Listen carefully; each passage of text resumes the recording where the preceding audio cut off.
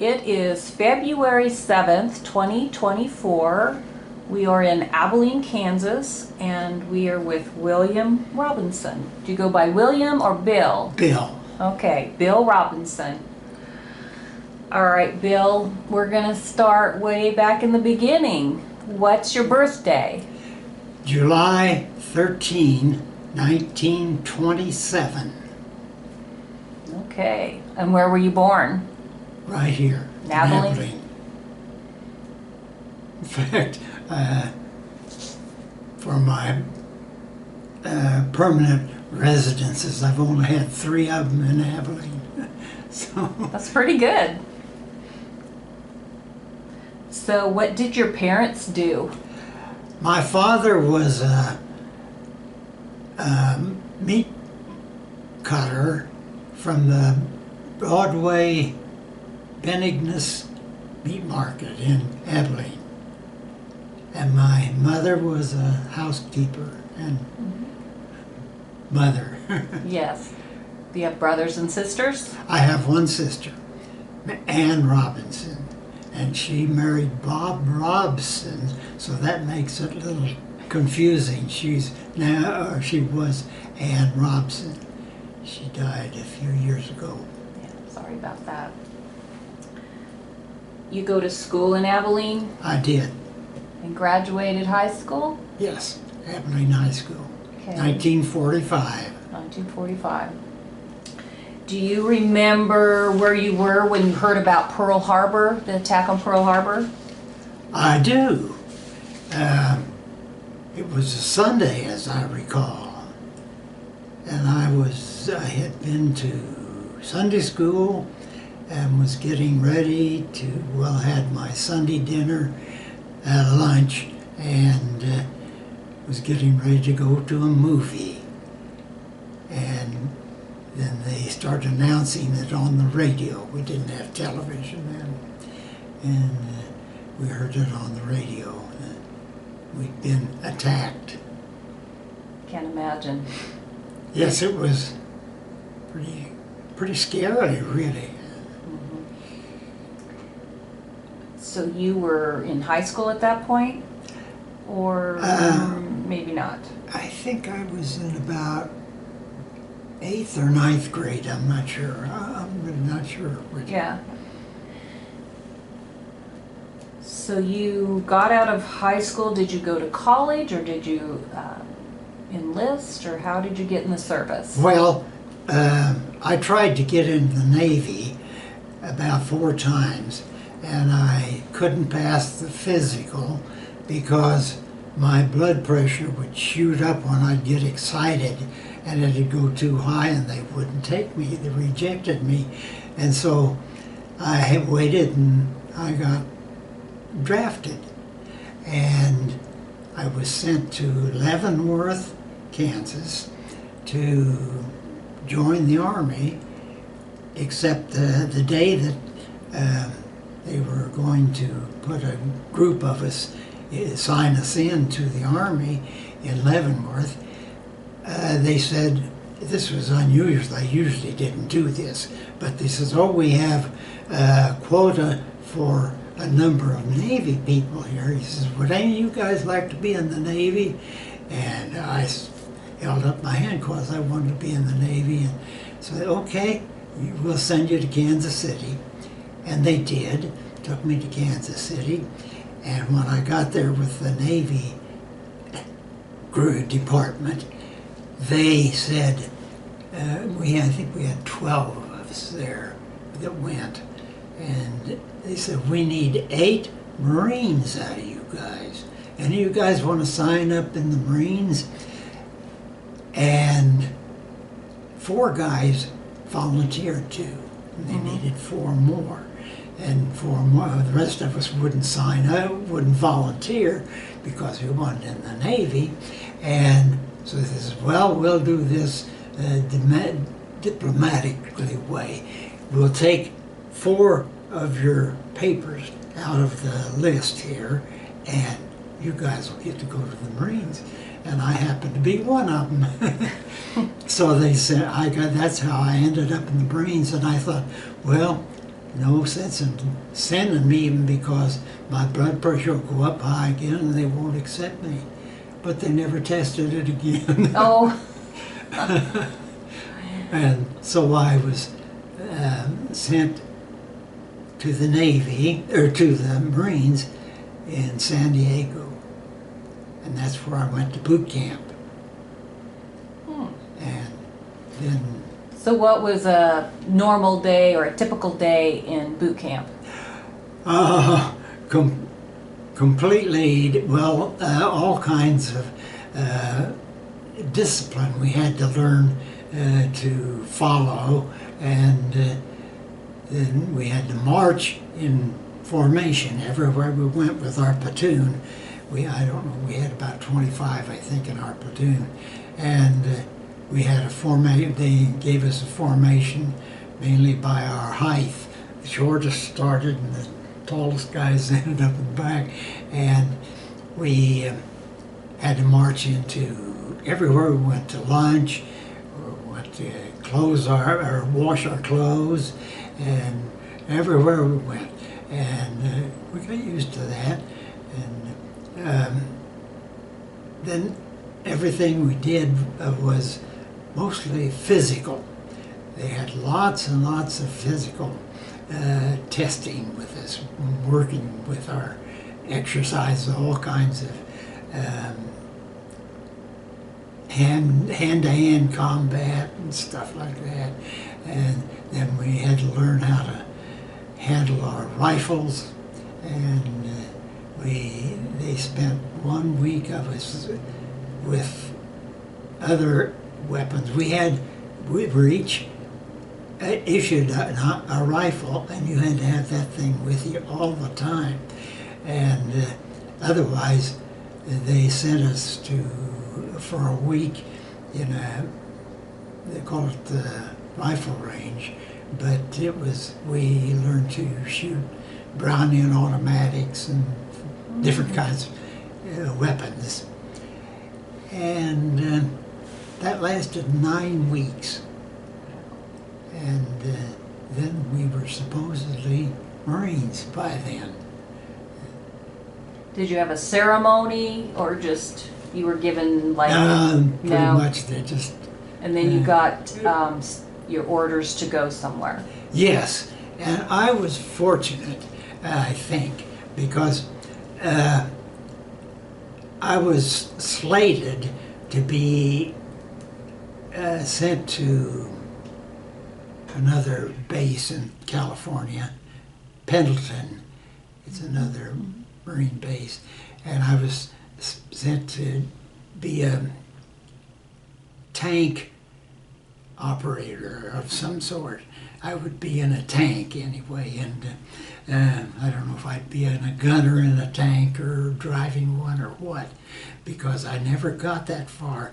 I was, luckily, they went through our high school transcriptions, which they had all kinds of those records, and they saw that I had been in the high school band for all high school, and had been quite a participant in it.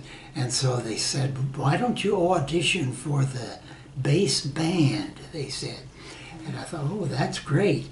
And they sent me to the band barracks, and they asked me what instrument I was auditioning on, and I had played in high school I'd played trombone and French horn, but I figured, well, I'm going to audition on French horn because they're kind of not too many French horn players, and I have a better chance of getting in there. So I auditioned on French horn, and they accepted me on that, and then that was still in boot camp. We just gotten on. We were still in boot camp, but we had gone over to the band barracks to audition. And then after I got out, we got I think, 8 days of leave after boot camp, and I got to come home for a while and see my folks again, and then went back and had to report to the band barracks. They called them band barracks, and when I went in, then they asked me, "Well, what do you play?" And I thought, I don't want to play French horn in those marching bands and such. So I thought I played trombone. And they gave me a trombone, and I played trombone the whole time. Then, so and I was lucky enough to be auditioned and accepted in the band. And they had some very good musicians in the band, but I think they had a number of their band members sent home. Because they'd been there long enough, and it was toward the end of the war, and they were starting to let some of the longtime veterans off, and so they needed some guys to march in the parades and such. Right. So when did you go into the service? It was 1945, and I think it would have been August or September of 1945. Okay.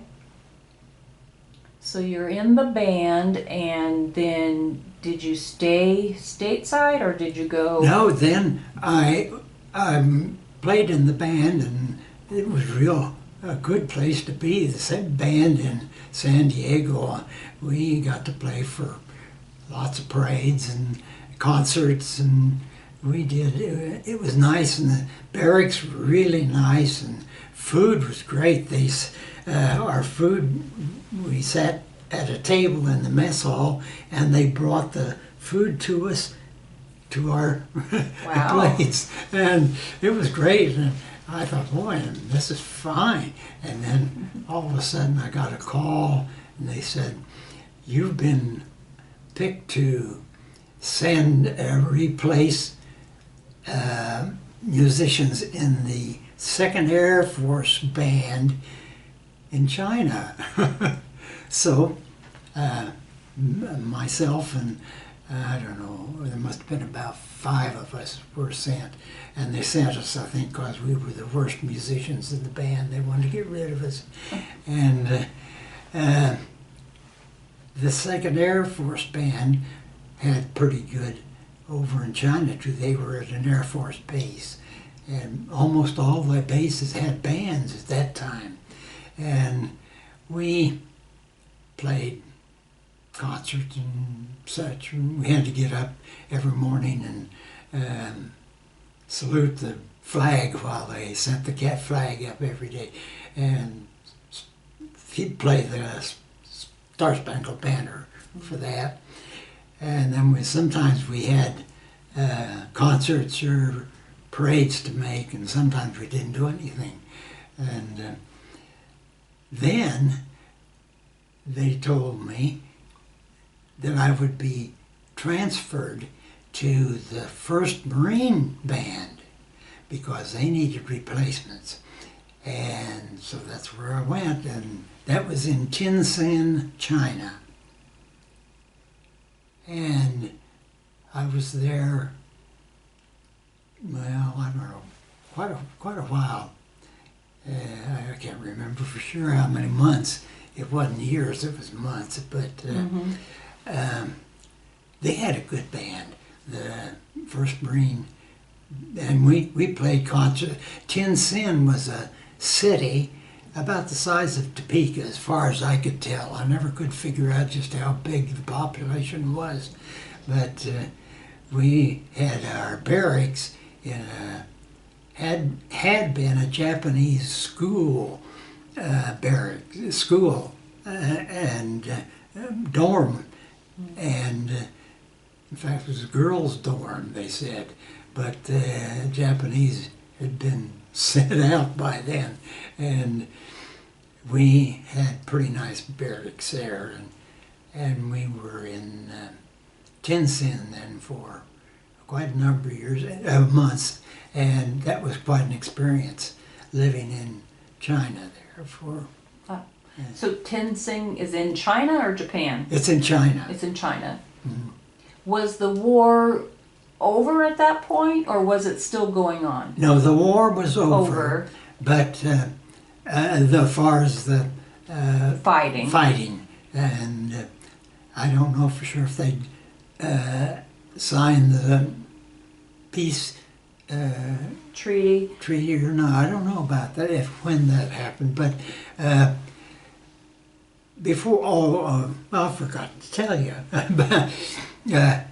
After San Diego, when they told me from the band that I was going to the 2nd Air Force Band, they first sent us to Pearl Harbor, Hawaii, and we stayed there for a while. And they were just waiting. I guess they didn't know where to send us. Maybe they didn't have transportation and move us to a particular place. Small group of guys, and that was beautiful in Hawaii. And we kind of just had our leisure there all day, and we got to explore Pearl Harbor, and then they sent us to Okinawa, which is an isle out of Japan. So out there in the middle of nowhere. Yeah, and in Okinawa there were still groups of Japanese soldiers that hadn't Surrendered. yet, and so we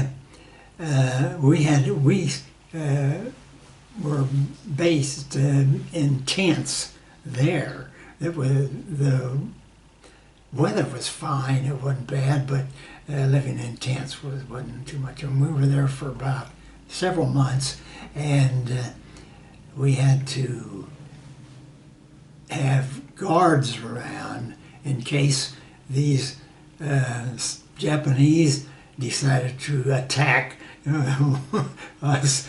They never did, but we roamed all over the island, though, to see where the war had been, the fighting had been. That was the weapons were laying around all over, and were there buildings or trees? You could tell there'd been a war there. Yes.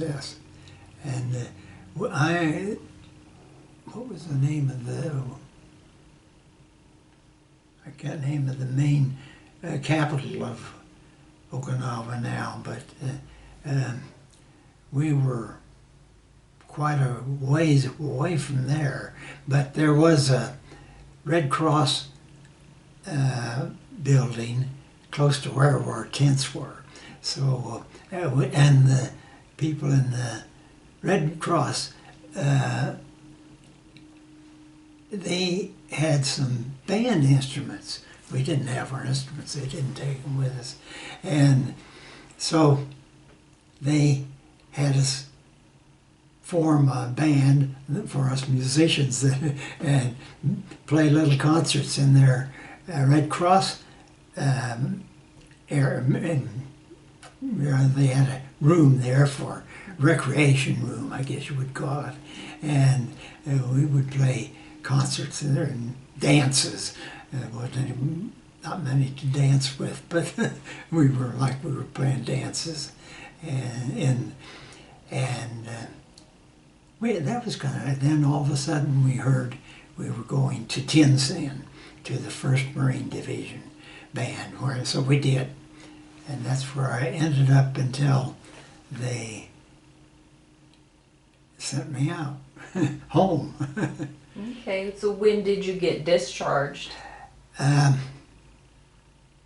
46 or? Was it 46 or 47? I'm not sure for sure. Okay. That's okay. That was a day or two ago. And my memory is fading. Did you meet or see General Eisenhower while you were? Never did, no. No, Okay. he was, by that time, he was probably back in the United States. And we didn't see any of the big wheels, but Were there? the reason we were in with the 1st Marine Division in Tin Sin, and the reason we were there was to back up Chiang Kai-shek, who was at that time the president of China. And the Chinese communists were trying to oust him. They eventually did. But we were trying to keep him there as the president. He was our ally. He was with us during World War II. And that's why we were in China, why they had Marines there. And See, that's a part I didn't know yeah, about the war. and shortly after we left our band, he was ousted, and he went to what's the little island out of Japan now? I'm not sure. Well, anyway, he took all his troops and went there, and the Japanese are still there, and the Chinese never did. But the Chinese communists finally took over the country, and while we were in Tinson, every so often they would send a group of us, little concert group, band musicians, to little outposts where they had Marines guard posts to help Chiang Kai-shek keep the communists from getting in and taking over. And so we'd go on trucks, open trucks with our instruments, and go to these outposts and play a little concert. Sometimes we'd have about 12 in the band, and there'd be 4 or 5 guys listening to us up there. But once in a while, when we would be driving from our base in Tin Sin to these places, we'd get sniper fire toward our truck from the communists. They were in control of most of the countryside, but the Chiang Kai-shek and his troops held most of the cities with the help of the Marines. And so that's the situation we were in. And that's as close as we came to combat. Thank goodness I wasn't really too anxious to get in combat. Yeah. Well, that's really interesting. I did not know that part of World War II.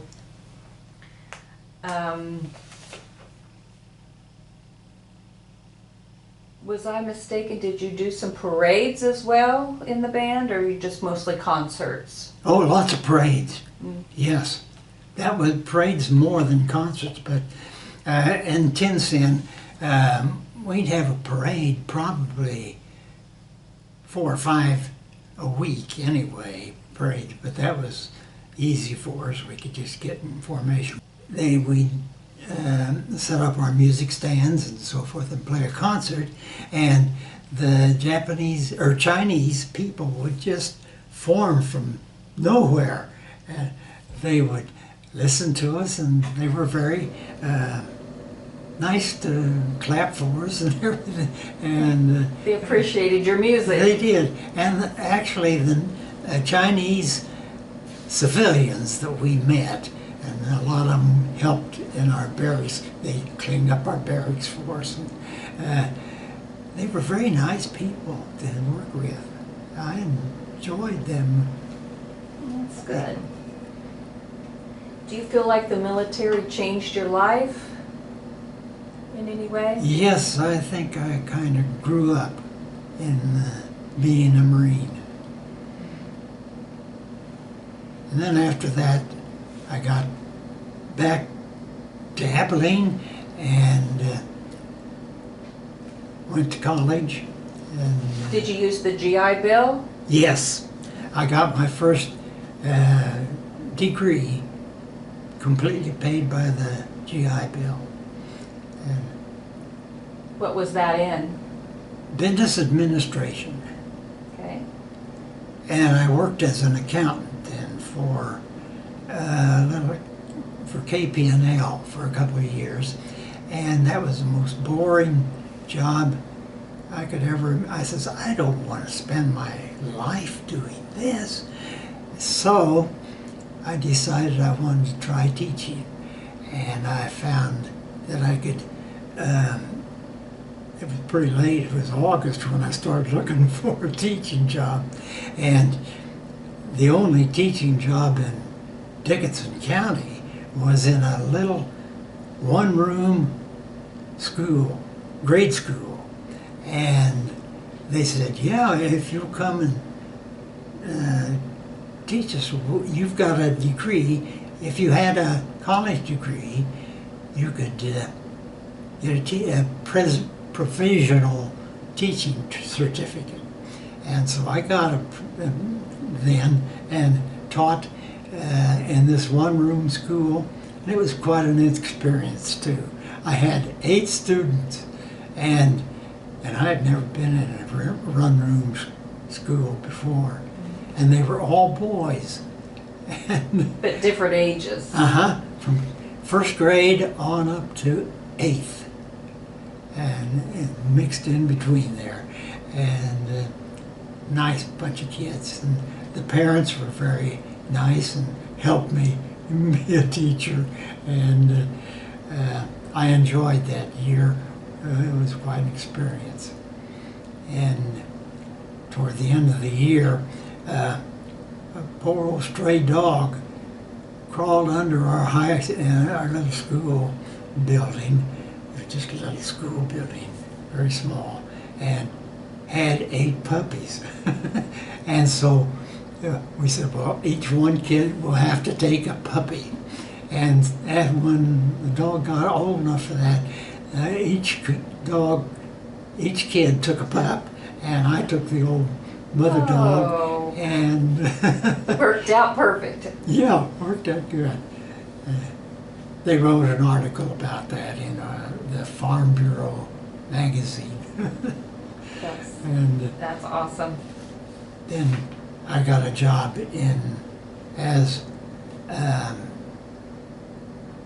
principal and teacher of 6th, 7th, and 8th grades in Rural Center. You know what Rural Center is.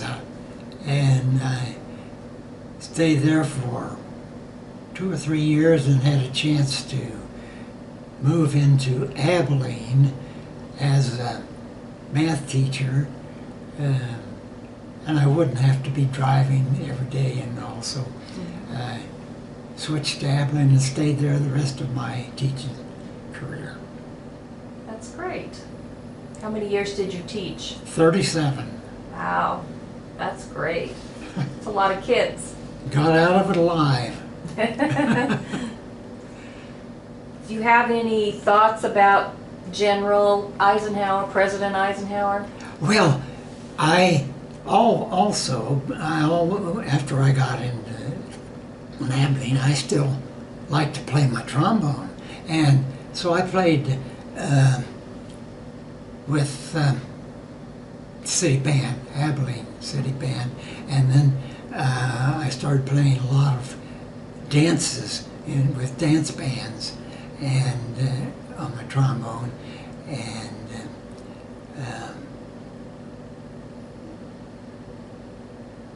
so Did you ever see? Did you ever I see? was going to take that. Eisenhower did a lot of things in Abilene, and the director of our band at that time was Harold Royer, and he had been a friend of Eisenhower way back when they were boys, I guess. They were about the same age. And so Eisenhower always wanted the city band to play whenever he was in Abilene. They wanted them to lead the parades and play concerts. And then when he became president, he told the presidential committee, Republican committee who were doing the inauguration, that he wanted the Abilene band to lead the parade. So we did, twice.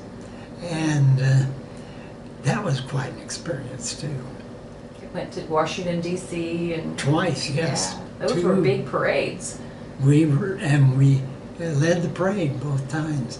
Actually, we didn't lead the parade because ahead of us were all the groups of military, the Army and Navy and Air Force. They all had large groups of troops ahead of us. That's traditional. They always get to go first. But we were the first civilian state. We were Kansas, since Eisenhower was from Kansas. Right. His group was first, and we were leading the parade. Then we were the head of the Kansas group. So that's great. That's great. Good memories. yeah. Well, is there any other stories or anything else you want to talk about your time in World War II? Oh, I'll think of something, I'm sure, later. That pretty much covers most of the more or less exciting things. Right. Is there anything you'd like to share or a message you'd want to give to the younger generation about World War II? Well,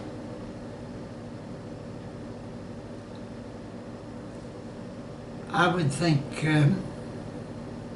they don't have no idea, and understandably why they wouldn't, but they have no idea of all the privations and everything that people had to have during World War II. We had practically no gasoline to drive. We were getting, I think, 2 gallons a week or something like that. And different kinds of food you couldn't get. You couldn't get sugar. You couldn't, all kinds of things that you couldn't have. Right. Because it had to go to the war effort.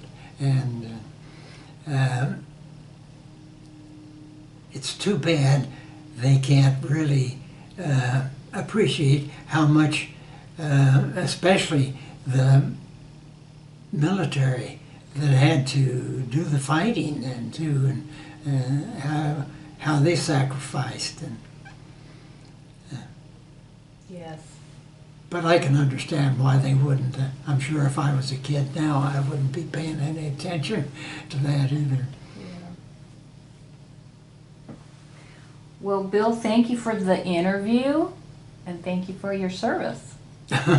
Well, it's nice talking with you. It's kind of fun to remember, reminisce of all that stuff. So.